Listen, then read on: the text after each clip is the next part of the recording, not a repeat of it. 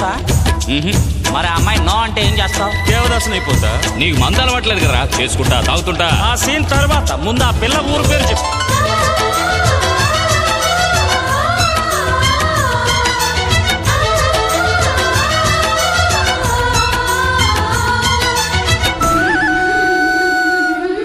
సౌందర్యం అమ్మడి ఊరు, లావణ్యం ఆ చెలి పేరు.